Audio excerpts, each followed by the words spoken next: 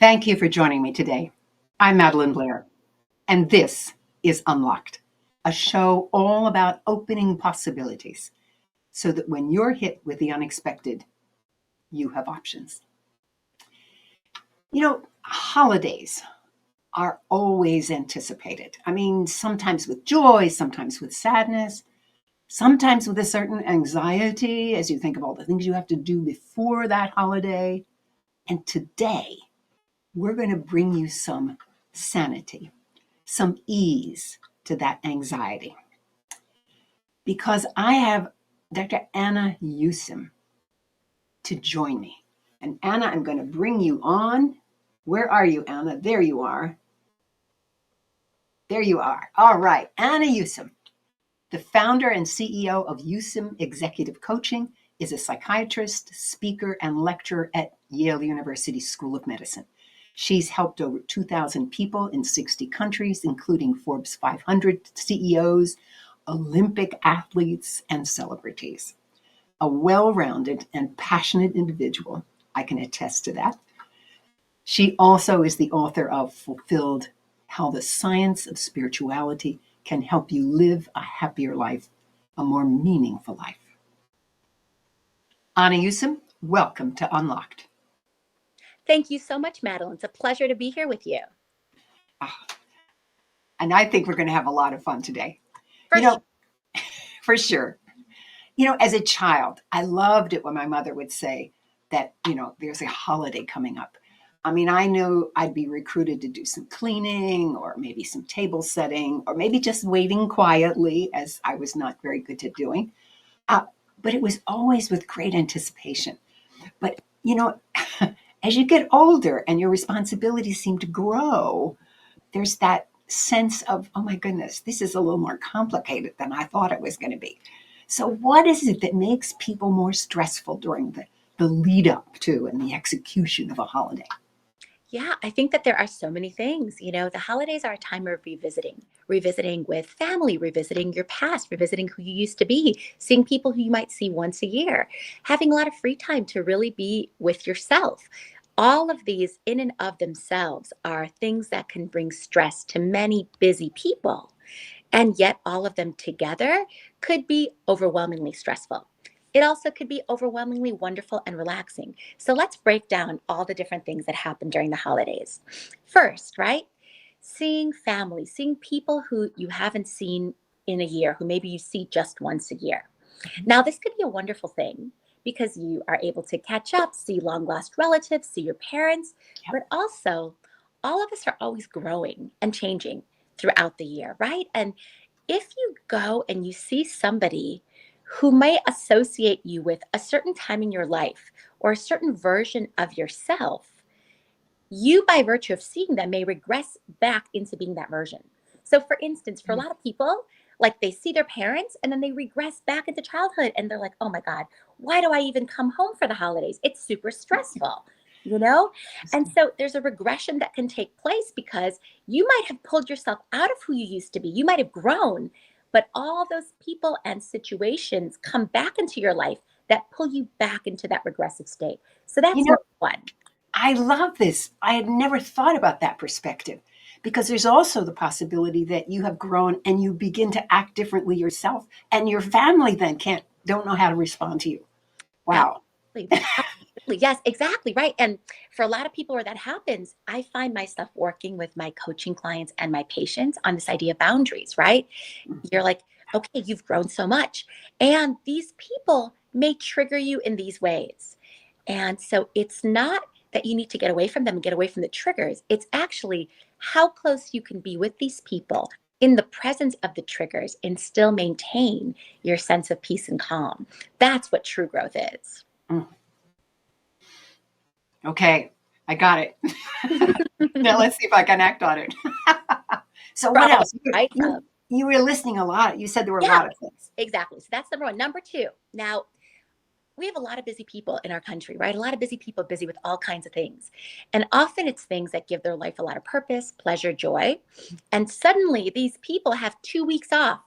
And some of them love that. They're able to be with their families, they're able to be with themselves. But for a lot of people used to going, this idea of slowing down is actually a little stressful. And for a lot of reasons. Number one, they're forced to be with themselves. Many of us are always running from ourselves, being busy in a million different ways and not slowing down in order to check in with how we really feel and who we really are and what we most deeply want. So, suddenly, with the holidays and time on your hands, you're forced to do that. You're forced to come face to face with yourself. So, this could be for many people a really stressful thing. What do you do with your free time? What do you do when emotions start to bubble up or those things that you've pushed away or tried to sweep under the rug? What happens when they come back full force with all the free time you have? Right? So that's another thing. Mm. This one is one I have to really think about because I'm one of those busy people and I We, love being busy. I mean, that's why I'm busy. Mhm. Yeah. You're right. What I do is tend to fill the holidays with activities. And you're not alone. Okay. All right. Number two. Yeah, number two, and number three actually is related to number two because so right after the holidays, January is the greatest time for divorce in the whole year. And so a lot of busy people who have marriages that are in many ways imperfect are able to deal with their imperfect marriages by being super busy, and suddenly you have 2 weeks or so with your significant other. And it's not just that you have to be with yourself, it's you have to be with your partner. So for many people, it's a wonderful thing. They get to reconnect, be close to the partner. But for a relationship that's already strained, that extra closeness will create even more anxiety. And this is why when COVID happened and we were essentially on top of each other all the time, divorces skyrocketed because people didn't have the space. It was too much. People were too much on top of each other and were too close. So that idea of too closeness can also happen during the holidays, which is why divorces skyrocket and other reasons as well, new year resolutions, new beginnings, etc. But certainly that's one of the reasons. This is interesting because this is going to be my new excuse why I tell people get out of my kitchen. I don't want to divorce you. Get out of my kitchen. I'm cooking. Exactly. Exactly. And so, okay, so I think what you just said is actually super, super important, Madeline, right? What you just said, get out of my kitchen, is a form of setting your boundaries. The way in which people can actually stay in relationship and modulate the right level of closeness is to have good boundaries. They say the old adage, good fences make good neighbors. And the better your boundaries are, paradoxically, the closer you can get to people. The more you're able to say, no, get out of my kitchen, I need space, the more you're able to be in relationship with someone without them driving you crazy and vice versa. So I think you said it jokingly, but actually there's a lot of truth in the humor of it. Oh, I can tell you there's a lot of truth in it. I'll never forget when my brother-in-laws would come in and they knew I hated them to be in the kitchen because I had things to do. And they didn't neither of them had any clue about how to cook. And they would come in as a joke. And I finally got very angry. And it still took them a while before they realized I was very serious and they left. This is making me feel much better though, I have to tell you. I'm so glad. And if there's anything that I want us to do today, it's to get people feeling better and to have good strategies for the holidays to really be great and fun, and for them to have the right boundaries, and for it to actually enable them to deepen and lead to closeness in relationships. And sure, if people need to end marriages or end relationships, God bless, of course. You don't necessarily want to prolong the inevitable, but for people also to have a good path out and to really know what they most deeply want and know how to move forward with that. Mm. Wow. So is there more? Okay, so I think those are the three key reasons why holidays are hard, right? But there's so many others, right? The holidays are also a time for people to reevaluate. They reevaluate what's happened in the year. There's a new year. Was I successful? Did I accomplish my goals? Did good things happen? It's really one of the times that people do some self accounting. Self accounting is really a beautiful spiritual practice. And in many faiths, including the Jewish faith, it's recommended that you do that every night, that you look through your day and you ask yourself the question, do I feel good about what my day held in store? What am I proud of? What am I less than proud of? What would I have done differently? What would I have done again? What can I learn from this day? And to ask yourselves those questions before you go to bed as a way of doing some spiritual accounting, spiritual record keeping with yourself and also between you and if you believe in God, between you and God. It's a really beautiful practice. So, for a lot of people who don't necessarily do that daily, they look to the end of the year to do something like that. And so, if the year didn't hold in store what you wanted it to hold, you can get a little depressed. You can feel sad. Very legitimate, normal, healthy feelings to feel because as you metabolize what you're feeling, you can then move forward and figure out what do you do about it and how do you move forward beyond it. So that's another reason why the holidays could be a little bit hard. As you're saying that, I'm thinking to myself, okay, if I did it daily, and in fact, actually, I do it daily, not as prescribed as you suggest, but that's always in my mind. But the idea at the end of a year to think about what happened during the year is almost overwhelming.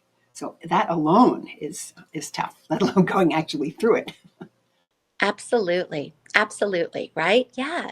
Yeah, and so I think, it's a really wonderful thing when you are somebody who is psychologically minded and looking at your own personal growth as one of the ways in which you evaluate your life and how well life is going. And what it makes me think of is the different forms of happiness that life can take and what leads to those forms of happiness. There's the hedonic happiness, which is the avoidance of pain and the acquisition of pleasure. That's one form of happiness. And then there's the eudaimonic happiness, which is more like from Aristotle. And that's the happiness that comes from knowing that you're living a good life, from making important choices that are meaningful to you and moving forward with those, even if you're not happy all the time. And even if some of your choices involve sacrifice and pain, but it's more the meaning making process that is the derivative or the root of the happiness as opposed to the avoidance of pain. I love that distinction. I really do. Because there are times when you can have true, what you call hedonic happiness in the midst of pain. For Absolutely. example, for example, when I lost my mother, I was in enormous emotional pain. I was very close to my mother, but I was able to actually give her eulogy, knowing that it was the right thing to do. Yeah, and it gave me great pleasure to do that, even though it was hard. Absolutely. I think that's really, really beautiful, Madeline. And, the idea of doing the right thing and acting morally and ethically, there's something that's very powerful about that. And often to do that, it means going against what may be our own self interest or our own emotion in the moment. Like you're in deep pain. The last thing you wanted to do was give this eulogy, and yet it was the right thing. And so you did the right thing. Right. And, I'm listening to the spiritual teacher Sadhguru yesterday. He was saying that making moral and ethical decisions often is not so much for the individual, it's sort of for the society, doing those things that are hard. But there is also something at the individual level that comes from knowing that you've done the right thing and living in accordance with that conception of your identity. Mm. I think your example is a really, really beautiful one, you know? As you're saying that, excuse me, I'm thinking about what is it in our human nature that uh, that aspect of giving something for the community as opposed to just ourselves. There must have been something in as we evolved to this point that helped us survive when you actually were willing to give to the community. I'm sorry, I'm going very Yeah, esoteric. absolutely. No, no, you're exactly right. Like, what's the evolutionary advantage, Oh, right, of yeah. cooperation as opposed to competition? There's Mhm. a ton there's a ton of evolutionary advantage. And it's those communities and societies in the animal kingdom, for instance, that are cooperative, that do better against predators and prey. And, they do better with survival advantage and taking care of their young. There is so much evolutionarily. And I think in our society as well, I mean, it's a very interesting thing. If you look strictly from an evolutionary standpoint, what is really, what are the best courses of action when it comes to survival of the fittest? Mhm. It's not the person who's always going to cooperate or always going to compete. I think it's actually someone who is able to know when the right times are to compete versus cooperate. And the Yeah. right person who's able to get the right teams of Oh, cohorts to be able to support them for when a competition of cooperation essentially is needed. It's very interesting. It's a different question. oh. I'm going to have to think about that one for a bit. Well, I want to go back to those 3 points that you made um, earlier. And I wonder if we can actually demonstrate. I mean, we haven't talked about this, but I'll just try. Could we demonstrate something that would show people exactly how to establish um, a boundary? Well, I use the example of get out of my kitchen, but Yeah, are there other strategies that we can demonstrate to the de- audience so that they can say, okay, well, I don't cook, so it's not the kitchen.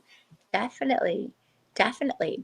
Okay, so when you think about boundaries, Okay. boundaries are our way of essentially saying no, right? So there's like many different things where we say yes. We say yes to life. We're open to experiences. We're open to newness. We're open to connection. And boundaries are like, this is where I end and where you begin. So stop, no, give me space. So a boundary is a no. It's the opposite of a yes. However, every time that you have an honest, authentic no, it actually creates more space for your yes, for your true, authentic yes. And Interesting. so yeah. And so for you, get out of my kitchen. If indeed that was a true, authentic no, I need more space. This is the time that I need for myself to create something beautiful for the family. And you're overwhelming me because you're on top of me. And I can't do 20 things because I'm trying to create the Christmas dinner for the family. That's your no, right? And so that's one example. Now, with boundaries, especially with women, women traditionally are the caretakers. We like to say yes to everybody, especially as mothers. Yes, yes, yes, yes, yes, sacrificing, right? And that's, of course, historical. Not all women are like that. Not all women now are like that. Plenty of men also are like that. Also, a yes is also about caring for others. A yes is about putting the needs of others before your own. A yes is about people pleasing. No is about my needs are important too. And I'm going to say no in order to ensure that I meet my needs. It's not to say I can't meet your needs, but I know that I can meet my needs better. Mm, I can actually help you meet your needs better when my needs are met. yeah. And so I take that very seriously. So for a lot of people, that's going to be like, but that's so selfish. How could you be so selfish? First of all, how could you even have needs? You're not supposed to have needs. Especially with children, your needs are supposed to be all about me. Where did, you have needs? Why? So how do you suddenly have needs? Your needs were about breastfeeding me and then taking me to kindergarten and da, da, da, da, right? Yeah. Shocking. And but I think that that's, all of these are examples of where boundaries are set and where somebody decides, you know what, I need some space for myself. Mhm. And not only that, but I can communicate that to you. I can ask for what I need. And not only that, but I can ask for it in a kind, compassionate way where I can also be Mm. understanding of your perspective. And I can do my best to ask it in a way that you can actually palate and hear so that you can see the advantage of me having the space that I need. So, for example, Hmm? let's say at the dinner table, um, someone moves into a subject that is, um, and this is going to happen around the family holiday meals. They're going to enter a topic that they have perhaps adamant beliefs on, and the rest of the family uh, find it very uncomfortable.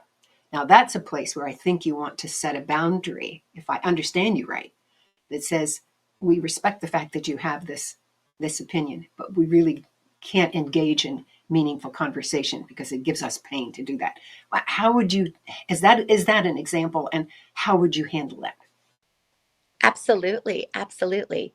And so, if someone engages in a topic that is highly divisive politically, because right now there is all sorts of political views, whether they be religious views, views about certain places in the world, views about vaccination status, COVID, whatever else there is, strong political views about, and all sorts of other things. You can say, and I think also, on one hand, it's a very delicate thing. We want people to have free speech, but we don't want people's free speech to impinge upon the freedoms of others. And I think that this is the whole thing with free speech, right? We want people to be able to engage in civil discourse because that's what fuels things forward. And we also don't ever want to feel as though somebody's free speech is so oppressive and a form of hate speech. And this is where things are moving right now, that people are accusing each other in different ways of hate speech. And for a lot of different reasons, there's a lot of different reasons why this is happening in our society, in our culture, in our country. And so if you find things getting a little bit too heated or political, you might want to ask these people, Uncle Sam, I understand that, you want to have this discussion, but there's other people at the table who may feel quite triggered by your viewpoint. I don't want to say that you can't share that, but if you wouldn't mind, would you mind maybe speaking privately about this? Or can we change the topic for now? We really want to make the holidays a time of unity and love and for us to be together. Mm-hmm. See what Uncle Sam has to say. And he might be like, why can't I speak my piece? And I bet you there's a lot of people who agree with me and da da da. And then you say to him, you're probably right. And there might be other people that are quite triggered. And since this is our Christmas dinner or our New Year's dinner, we're asking to please keep highly charged, politically oriented topics to a minimum, or to speak about them behind closed doors and not at the dinner table. And that's our request for you. And we ask that with love. Yeah, and as I like that particular strategy because it says to that person, we your opinion, your perspective is important, but this is not the time. It's just not the time. Absolutely. But we've heard it. That's exactly it. Exactly. And I think that's another beautiful way to say it.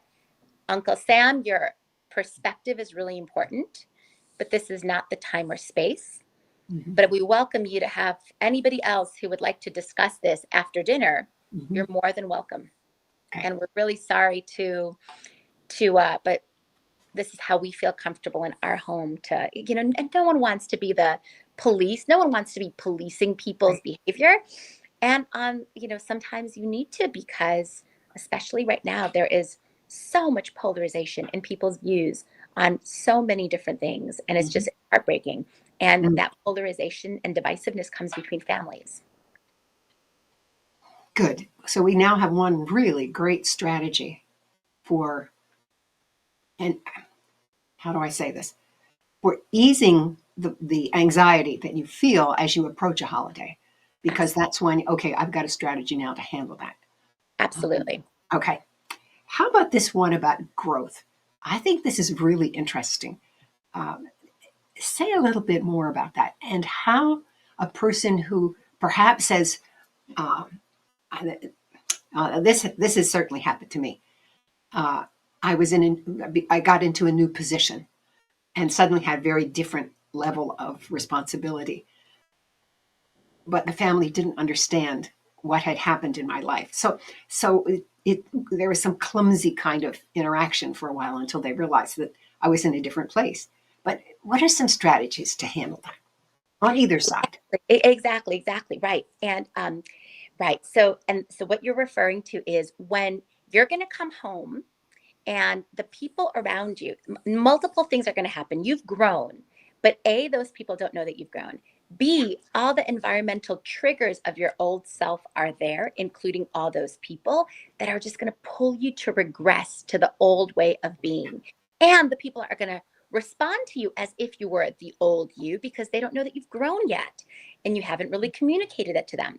So, the way to deal with that is to see this as an amazing challenge because you've grown, and yet the true growth is precisely when you are challenged in precisely this way to really prove to yourself and others that you are a different person, that you have overcome, and to be able, in as calm, kind, and compassionate of a way, to be able to hold your peace, to hold your, who you really are, and to communicate to people in from that space.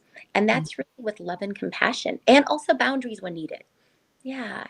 So, for instance, somebody may have, had addiction issues, right? And then they come home and there's all of the triggers. A lot of other family members are drinking around the table.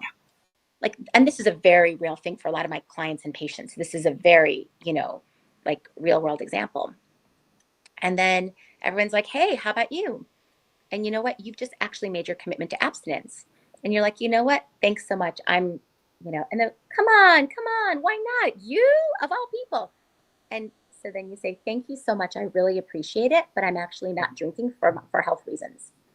Mm. And if they say it again, then you say it even firmer. Thank you. I really appreciate it. And like I said, for the third time, I'm not drinking for health reasons. And I hope that you can respect that. Mm. As you're talking, I'm thinking about um, the example also of, say, a young person who has made I'll call it a recognition in their own life with regard to their sexuality and coming back into the family with a new understanding of who they are.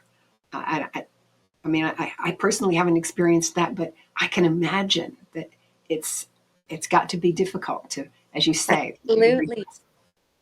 And that's huge. That's huge. This is another place in our culture where there is such polarization and such lack of knowledge, lack of understanding.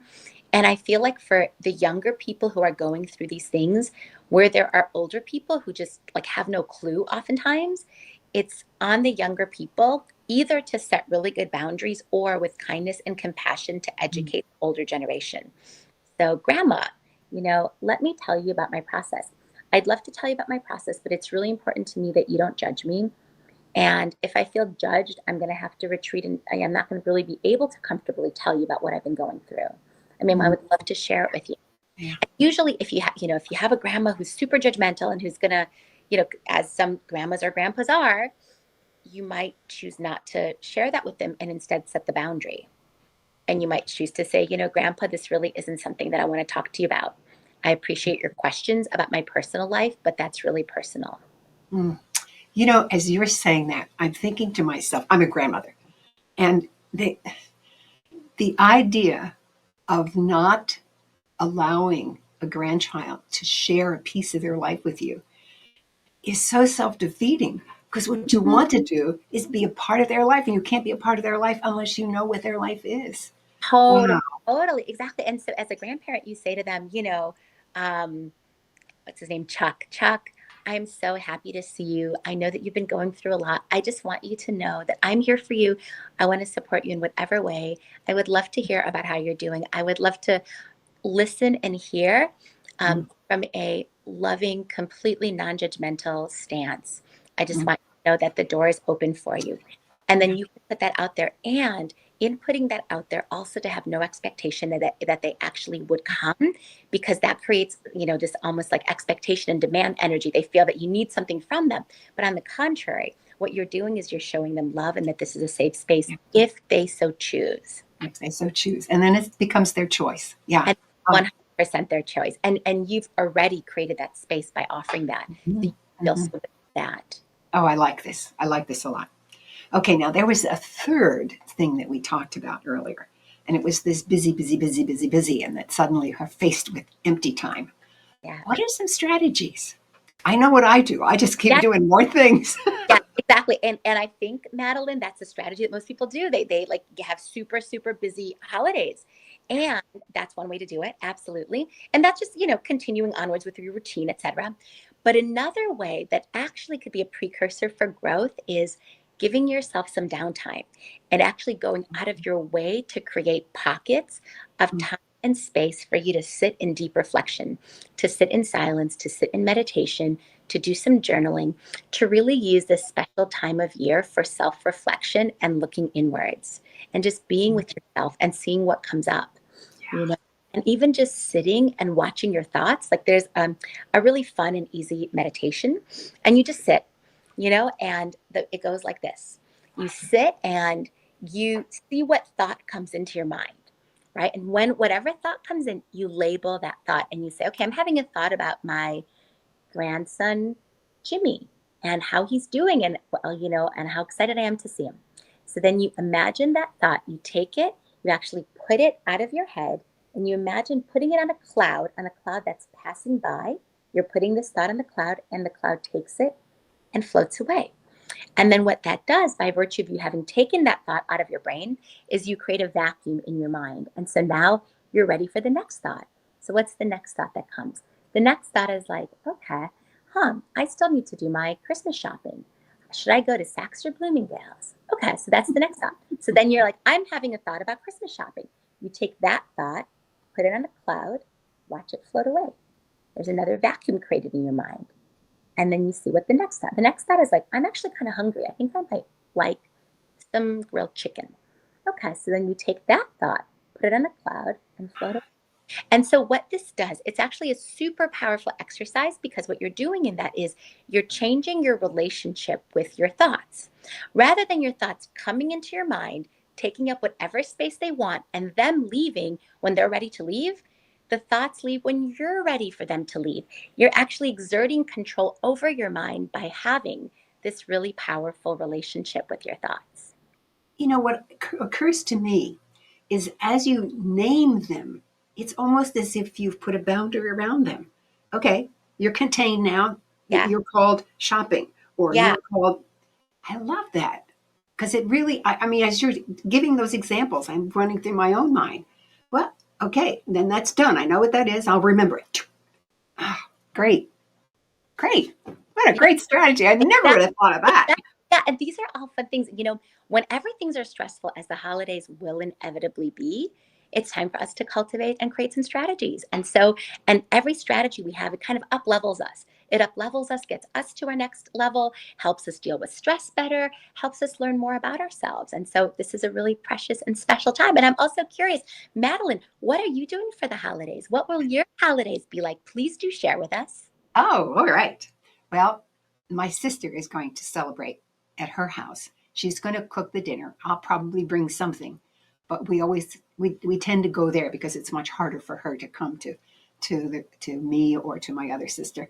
So we'll be going there. Now that means that my husband and I will do some celebrating the night before, and then we'll get in the car early on Christmas morning and try to beat the traffic to get to my sister's house. And then we'll come home that evening. So it'll be a simple thing. A lot of driving involved, but my husband loves to drive, so that's not stressful for him unless the traffic goes crazy. But if you time it right, you're okay. So that's and now this is interesting. A friend of ours came over to our house the other night, and he looked around and he said, how did you get to do all this decorating? Now, my house is not decorated heavily, not at all. But I have certain things that every year I bring out and I put in their places. I don't try to change it or anything. And I thought about it afterwards and I said, that was a way for me to reduce the stress and anxiety of getting ready for the holidays by not trying to decorate differently every year as I used to do. Now it's these pieces go here, these pieces go on the fireplace, these pieces go over it. And then it's done. And it's done in about 10 minutes. And Well, okay, maybe a half hour. Yeah, but I love that. I love that because you're like, you know what? Like, I don't want to stress. I really want to enjoy the holidays. And so, what are the things that create stress? Oh, it's the fact that I'm decorating in all these different ways and maybe I don't need to. And then, yeah. So, I love what you're saying. I think that's great. I think that's very wise. And you're taking the pressure off of yourself so that you can focus on what's important. And I'm sure your house will still be lovely. And you just, less stress, less burden. Yeah. Yep. Mhm. In Love fact, that. I have another strategy on that one. Tell me. Tell me. I have a closet under a staircase. When you Mhm. go into the basement, there's a little closet built into under the staircase. And I decided that's where Christmas decorations are going to go. And if it doesn't fit in there, Mhm. it Mhm. doesn't get saved. Mhm. Mhm. Mhm. And if I have something new I want to put in there and I have to take something out, I take something out and it's given away. Yes. So I Perfect. talk about Perfect. boundaries. Yes, I love that. About boundaries, it's perfect. Exactly. Yeah. I think that's the other thing, right? It's like recognizing when, you've had enough of something. And there is a really beautiful feeling of emptying your closet, of being able to like release, right? Because we're such accumulators. There's something really wonderful with the release process. It's so easy to hoard all kinds of things because we live in a Yes. world of things. Now, to be Yes. able to, especially to find a new home for your things, in somebody else's home in the Salvation Army as a charitable donation. There's something that feels really, really lovely about that. Yeah. But it seemed like a good solution because I don't like to have things laying around. And Totally.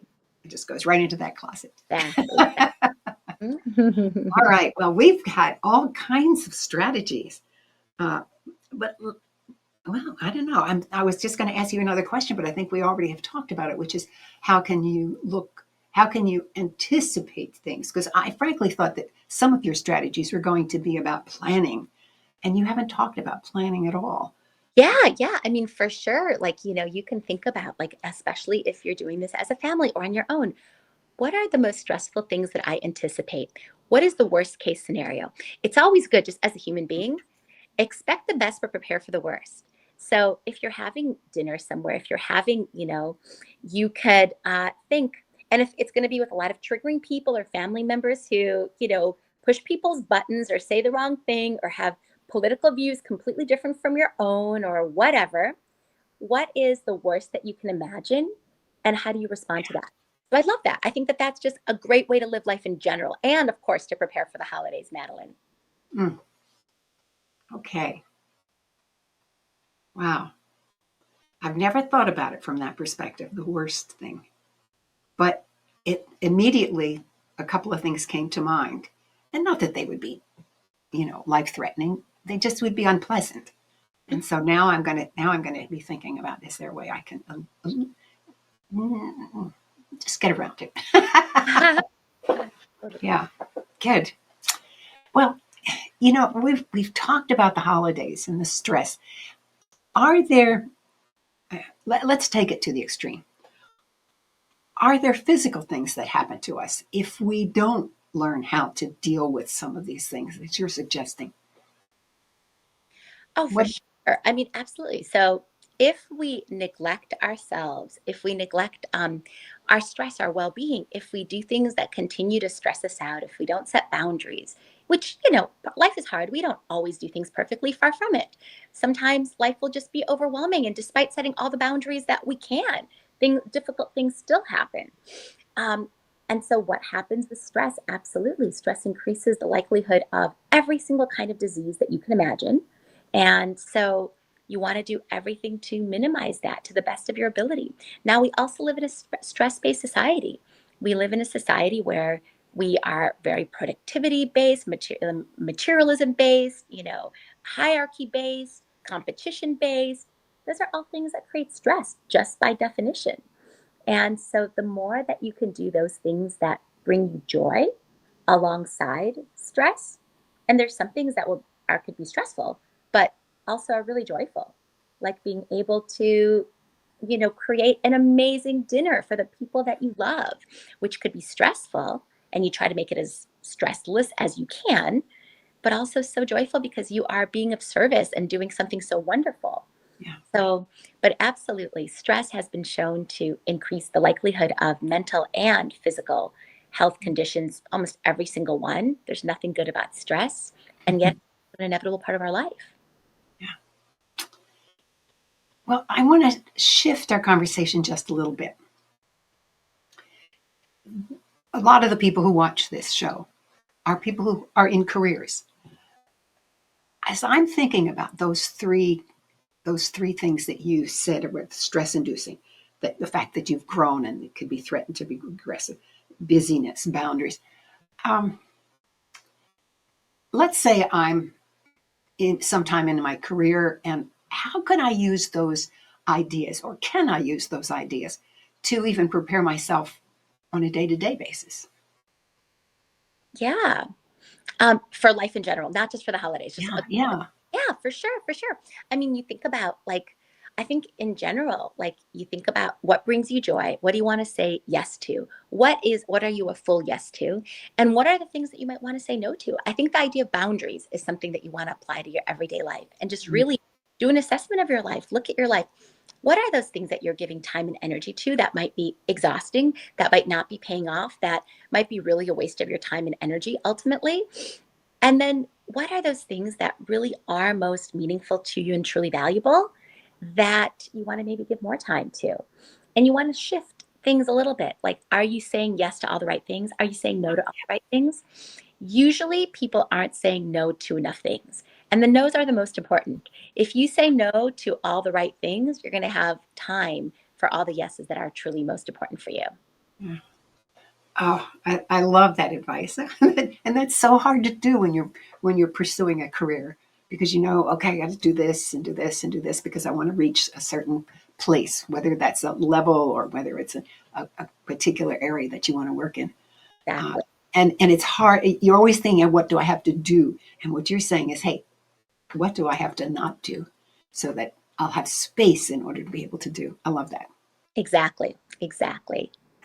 Okay, I have one other question for you that's again slightly off the general topic of the holidays, but I am curious.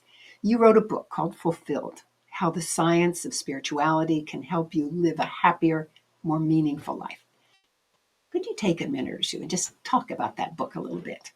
Yeah, definitely. It's a lot about the things we've been talking about, Madeline, and it's about three primary things. The first one is authenticity, being true to yourself, asking that question, who am I underneath all the masks that I may wear, underneath all the expectations that everybody else may have of me? Who am I at my core, and what do I most deeply want? And what choices do I make in order to get there? And usually those things aren't just I, me. Many of those things are very societally driven and about connection and love and other people, but it's like you need to know yourself to be able to Mm. truly align with the deepest part of you. Yes. That's the first part. I have to tell you, I had to interrupt for just a sec. When I did my work on resilience, the people who were highly resilient always knew who they were. Absolutely, absolutely. And I want to actually, I'd love to learn more about your resilience work, Madeline. Can you tell us a little bit about more about that work? Oh, I want you to finish on your book, and Yes. then I'll Okay. come back. Okay. So, Authenticity is yeah, number one. authenticity. Yes. The second part was soul correction. Soul correction is about those things our soul has come into this world to correct. And you can know your soul correction by asking, what is the greatest source of pain in my life? It's those things that keep coming up in our life again and again and again, often much to our chagrin and dismay, and despite our best efforts to change it. And our soul corrections could be anything. For some people, it's to be more independent. For some people, it's to be more interdependent. For some people, it's improving your relationships in a certain way, harnessing your personal power, transforming fear. Those are just a few examples. Overcoming addictions. Those are just a few examples of soul corrections. And Mm. then the third part, yeah, uh-huh, No, yeah, no, I'll come yeah, back. yeah. And then the third part is connecting to something greater than yourself. And that section has four sections on consciousness, on synchronicity, interconnectedness, and immortality. And so that something greater than yourself could be God, it could be the universe, it could be a collective consciousness, it could be a set of collective values like hope, trust, perseverance. Basically, anything that elevates your sense of who you are and connects you to something greater than yourself. So the book is really about that. Ah, I really like this. I'm going to have to get the book now. Uh, well, I told you already about authenticity, no question. The soul correction I find just fascinating because it's the kind of thing that you kind of have to live with for a while before you discover those things. Definitely. You have to, right, you live your life and then you're like, what keeps coming up? What are those Yeah, challenges? It's what Sigmund yeah. Freud called repetition compulsions, those things that keep coming up again and again and again. You're like, I thought I like dealt with this. And then the world, no, not quite. There it is again. Yeah. Yeah, again. Yeah, Oh gosh, that's that's interesting because that's also comes. it relates very much to the authenticity because you have to keep delving into who are you, and one of the things I ask my clients to do is write personal stories from their life each day, a little one, just write a little one. And over time, you start reading these stories about yourself, and you suddenly discover, oh, that's why. And you really begin to know not just who you are, your authenticity, but also the little pieces that make you up. And I love that. And the fact that, yes, you're going to find some things that you might want to change. Now, connecting to something greater, oh my. I've often said to people, if you have a purpose, that purpose can energize you to do amazing things, Yeah. because you know that this is what you're here for. I was very fortunate. It took me well into my 40s, almost 50, before I discovered what mine was. But I did, and that was very, very satisfying, because after that it made all the decisions I had to make much easier, because I could compare them. Does it support that? No, then you don't do it. If it supports it, yes. Well, okay, then maybe I have to think about it. Yeah, I love these three. Mm-hmm. Yeah, and I want to hear, Madeline, please tell us about your resiliency work and what you learned about resilience, because I feel like also we're talking about everything here, right, with the holidays.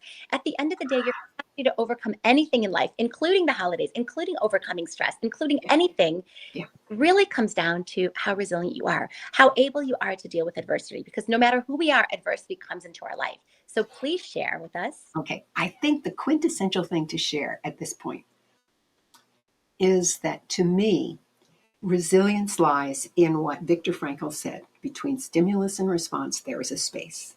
And in Mm, that space lies our power to choose our response. I love He goes that. on to say that, Yeah, within that choice lies our freedom and our growth. right. Uh, and to me, resilience lies right there. It's a choice. You choose how you're going to respond. Are you going to move forward? Are you going to accept? Are you going to fight? Are you going to succumb? And what we're talking about here is, listen, there's so many options you have in front of you to deal with the things that create anxiousness within the holidays. Choose those strategies rather than just saying, oh, it's going to happen. So that would be what I would say about resilience at this point. Mm, And I beautiful. can't believe it, but we are out of time. Oh, this conversation has gone so amazingly. But I do want to first thank you and ask you, are there some final words that you'd like to leave to the audience? Absolutely, absolutely. So, Madeline, I love the point that you made, and I'll make my final words exactly what you said, that this is, as Viktor Frankl said, that no matter what comes into our life, we have one choice, and that's how we respond to the circumstances of our lives. We can't control the circumstances, we can choose our response. And that's the last of the human freedoms, to choose how we view the world and what we do about it. So, that would be, yeah, I'm with you 100%. Oh, Dr. Anna Yusim, thank you again. Thank you, Madeline. Every now and then, there is something that changes how I think about the world. Grounds for Thought is a place where I talk about these moments so that you can explore the meaning for yourself. Today's book is I Come to Get Me, an inside look at the Junkanoo Festival by Arlene Nash Ferguson. The book looks like this. And I want you to just really take it in, that wonderful graphic here, this fanciful, whatever it is, this fanciful thing, because that's very much what Junkanoo is about. Now, I will tell you that in the US, we've heard of Mardi Gras, kind of a wild celebration the day before Lent begins. But what few of us are aware of is that there are masquerade events in South America and in the Caribbean islands. And as much as I knew about Mardi Gras and other celebrations, I never knew there was something called Junkanoo. Now, it is similar to other celebrations. Participants in the parade dress in costumes, they ride on amazing floats that, by the way, are all handmade in designs that change every year. But unlike the other celebrations, Junkanoo occurs on December 26th and again on January the 1st. Boxer's Day, this is in the Bahama Islands, so They're very British, Boxer's Day and New Year's Day. So why do I know about Junkanoo? Well, there used to be a conference called Festival in the Workplace. I thought it was always a very interesting concept of bringing the essence of a festival into the workplace. And it didn't mean dressing up in costumes and doing fancy things. It meant something very different. Well, I was often invited to speak at these conferences, and I discovered something entirely new, namely Junkanoo. I was not there during the Junkanoo celebration. We never came during that celebration time because the island is just incredibly wild at that time and full of tourists. But I met someone who has lived his life in the Bahamas and knows it well. We met some of the people who design and make the costumes and the floats. And slowly, the deeper understanding of what was going on began to dawn. Now, before I tell you more about the book, I'd like to tell you what Festival in the Workplace was actually celebrating. You see, when the people in the Bahamas would be preparing for the Junkanoo, they would have to create their costumes and design the floats and make the floats. And they did it in a place that they called the shack. So each group had a shack. Now, the shack, you say, well, that was just like a workroom, a shed where they would go, a barn where they would do this work. But in fact, it was a place also that allowed you to be who you were with a community to support you. You notice that the book is called I Come to Get Me. I would say that's not good English. Well, I'm sorry, it's how they say it. Because what they mean is that you go to the shack so that you can find yourself. Now, Anna was talking about authenticity. That's what the Junkanoo is about. It's finding out that essence of who you are. So let's return to the book now. The book begins by saying this is a book about one of the most visible, yet ironically one of the least understood, genuine products of the so-called New World. As I said, all of the costumes and the floats are made by hand, originally done with only local materials like cardboard and newspapers and straw and sponge, things like that. And of course, as the time has gone by, they use different things. But the people would make them for themselves. Now, I want to read a particular paragraph to you, which will help you get a sense of this. It says, so you plan and produce your costumes in extreme secrecy because you fear that if the other groups know your theme, somehow they'll be able to outdo you, because this is also a competition. Once the costumes start, you must try now to keep them secret until the parade. No problems. You only expect a mere 500 people to keep the secret. Think of that. Costumes must be transported to and from the shacks in the dead of night without being seen. Spying is attempted in earnest, and speculation over the various group themes is rampant. The fine Bahamian art of picking mouth, interesting phrase, picking mouth, reaches new levels as you engage in conversation with people from other groups, trying to get any clue while appearing to be as nonchalant as possible. So talk about getting anxious about a holiday. Here you have a whole thing, and this happens over an entire year.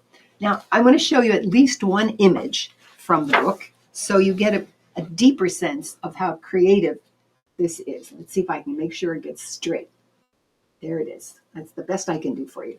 But you get a sense of how complex these things are and how much work it is.